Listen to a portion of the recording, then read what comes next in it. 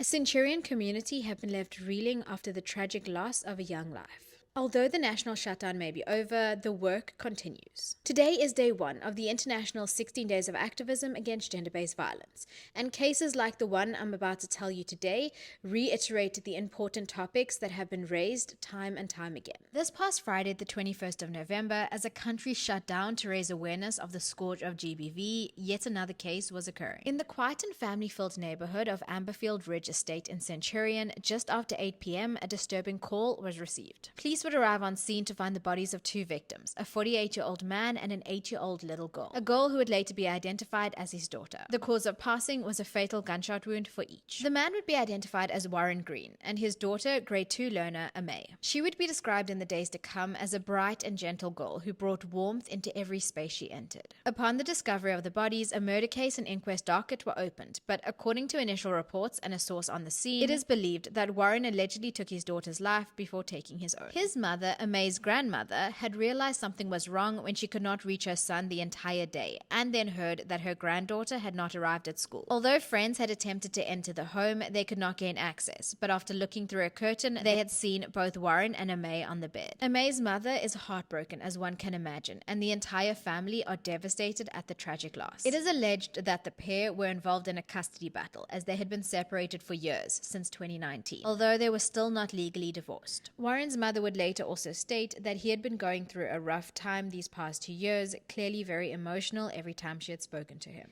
There are many other narratives also doing the rounds, but until Amé's mother has spoken to the media regarding them, I will not be sharing them. The point of it all, though, is that Amé deserved to live a long and happy life. She deserved the chance to grow up. She deserved so much more than what she ended up receiving. And although justice may not be received, may her story be heard and may her life be remembered.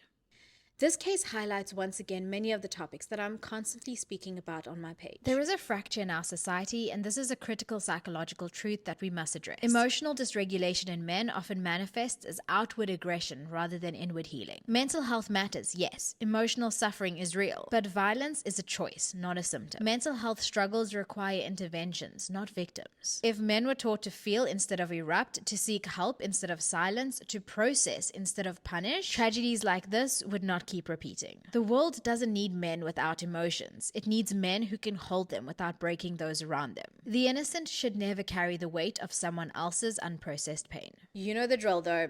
Keep your eyes on my feet and I'll be sure to keep you in the loop. Until the next one, Bella out.